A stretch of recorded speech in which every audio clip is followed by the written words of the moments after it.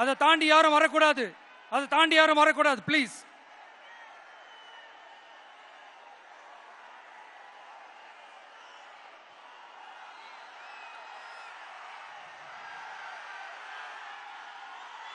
என் நெஞ்சில் குடியிருக்கும்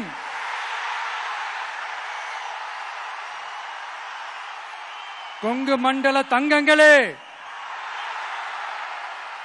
திருப்பூர் பகுதி மக்களே, உங்கள் அனைவருக்கும் என்னுடைய வணக்கம். டே ஆஃப்டர் டுமாரோ 16th அன்னைக்கு நம்மளுடைய தேர்தல் வாக்குறுதிகளை ஒரு புக்கா வெளியிடுறோம். அதுக்கு முன்னாடி இங்க சில பாயிண்ட்ஸை மட்டும் உங்களுக்கு படிச்சுட்டு போயிடுறேன். அதை மட்டும் கொஞ்சம் கவனமா கேளுங்க ப்ளீஸ் நண்பர்களே. Okay, all well there? All well? பேசலாமா? கொஞ்சம் அமைதியா இருங்க ப்ளீஸ். நெசவாளர்கள், சிறு குறு நடுத்தர தொழில்கள் மற்றும் விவசாயிகள் மற்றும் காவல்துறையினர் சம்பந்தமான நம்மளோட அஜெண்டா சிலதை உங்ககிட்ட நான் படிக்கிறேன். ஒன்று, நெசவாளர்களின் தயாரிப்புகளை நேரடியாக சர்வதேச சந்தைகளில் விற்பனை செய்வதற்காக அரசுக்கு சொந்தமான ஒரு உலகளாவிய இ காமர்ஸ் பிராண்ட் உருவாக்கப்படும். மேலும் முக்கிய நகரங்களில் வெற்றி தறி விற்பனை நிலையங்கள் ஷோரூம்ஸ் அமைக்கப்படும். இரண்டாவது, நிலையற்ற நூல் விலை மற்றும் மின்சார நெருக்கடி சுமையை பகிர்ந்து கொள்ள கைத்தறி மற்றும் விசைத்தறி வைத்திருக்கும் ஒவ்வொரு நெசவாளர் குடும்பத்திற்கும் ஆண்டுக்கு 30,000 ரூபாய் வங்கி மூலம் நேரடியாக நமது டிவிக்கு அரசு வழங்கும். மூணாவது, கைத்தறிகளுக்கான இலவச மின்சாரம் 500 யூனிட்டுகளாகவும் விசைத்தறிகளுக்கான இலவச மின்சாரம் 1500 யூனிட்டுகளாகவும் உயர்த்தப்படும்.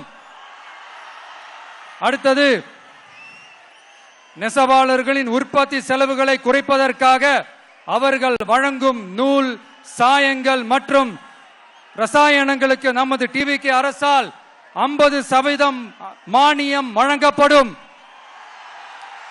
அடுத்தது, நமது டிவிக்கு அரசில் அனைத்து நெசவாளர்களுக்கும் ரூபாய் 10 லட்சம் ஆயுள் காப்பீடு வழங்கப்படும்.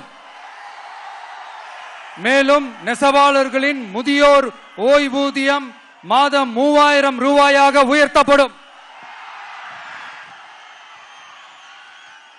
குறு சிறு மற்றும் நடுத்தர தொழில்களின் வளர்ச்சி, லட்சக்கணக்கான வேலை வாய்ப்புகளை உருவாக்குற துறையில ஒண்ணுதான் இந்த MSMEs.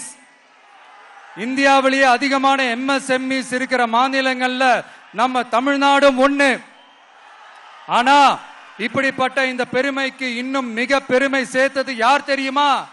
இந்தியாவிலேயே அதிகமான MSME நிறுவனங்கள் மூடப்பட்டதுல தமிழ்நாடு தான் 2வது மாநிலம். இந்த பெருமையை உண்டாக்குனது தான் திமுக ஆட்சியோட மிகப்பெரிய சாதனை. இப்போ இந்த குறு சிறு மற்றும் நடுத்தர தொழில்களோட வளர்ச்சிக்காக நம்ம டிவிக்கு அரசு என்னெல்லாம் செய்யும்னு கொஞ்சம் பார்க்கலாம். முதல்ல,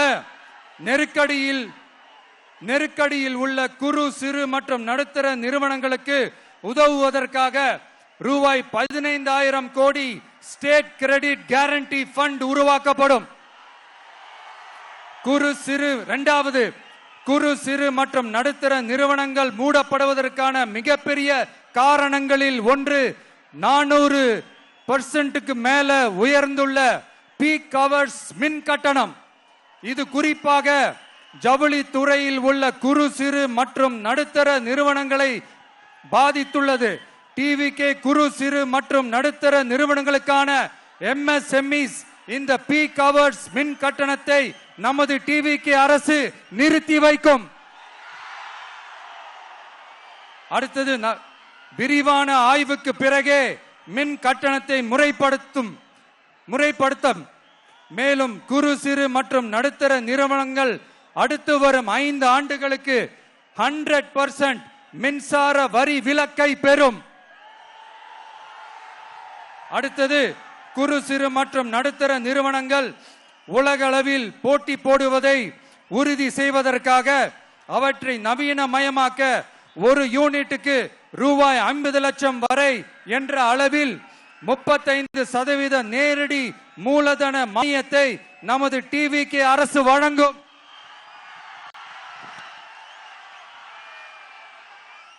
அடுத்து, நம்ம எல்லாருக்கும் சோறு போடுற நம்ம தெய்வங்களான விவசாயிகளுக்கான அஜெண்டா கொஞ்சம் படிப்போமா?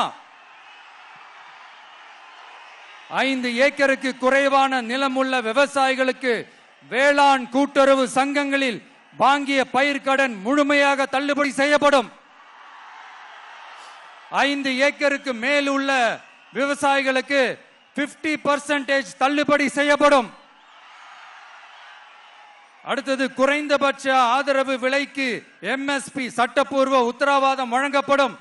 நெல்லுக்கு ஒரு குவிண்டாலுக்கு 3500 ரூபாயும் கரும்புக்கு டன் ஒன்றுக்கு 4500 ரூபாயும் வழங்கப்படும். உழவர்களின் தோழன் திட்டத்தின்படி குத்தகை விவசாயிகள் மற்றும் விவசாய தொழிலாளர்களுக்கு ஒரு குடும்பத்திற்கு ஆண்டுக்கு ரூபாய் 10,000 ரூபாய் அவர்களின் நேரடி முதலீட்டு ஆதரவு தொகையாக வழங்கப்படும். 100% பயிர் காப்பீட்டு திட்டத்தின்படி பயிர் பாதுகாப்பு உறுதி செய்யப்படும்.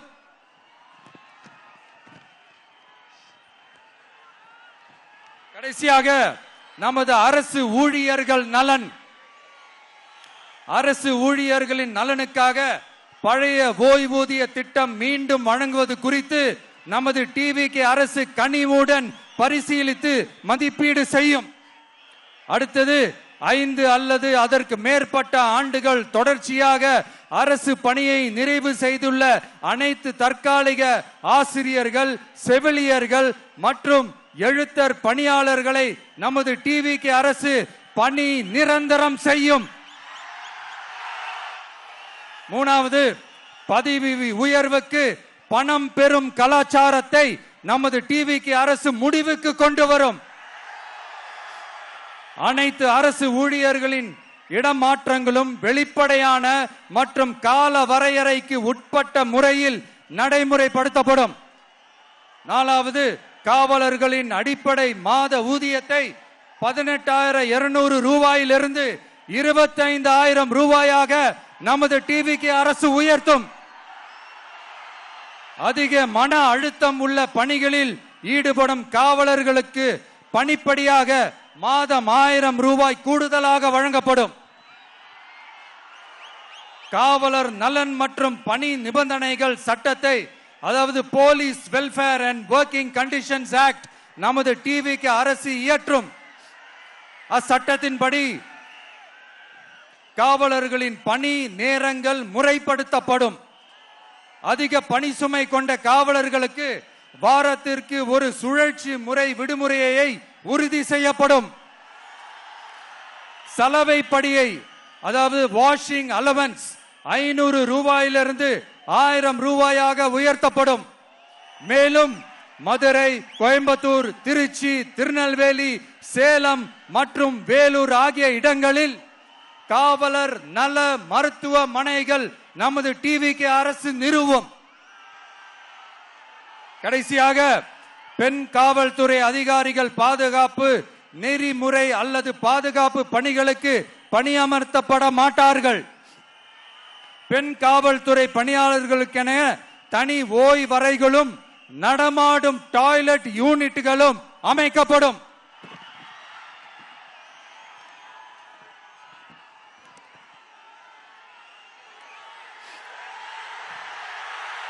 நீங்க எல்லாரும் இந்த விஜய 100% நம்பலாம். நான் உங்களுக்காக மட்டும்தான் வந்திருக்கிறேன். உங்களுக்காக நன்றி கடன் செலுத்துறதுக்காக மட்டும்தான் வந்திருக்கிறேன். பொய் வாக்குறுதிகள் கொடுத்து நான் உங்களை ஏமாத்த மாட்டேன்.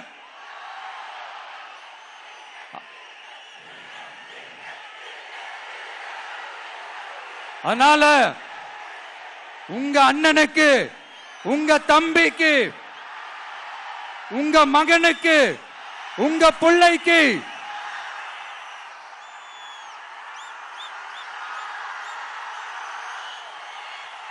ஒரே ஒரு வாய்ப்பு கொடுங்க. தயவு செஞ்சு விசில் சின்னத்துக்கு ஓட்டு போடுங்க. இது ஒரு விசில் புரட்சி தேர்தலா இருக்கணும். கான்பிடென்டா இருங்க.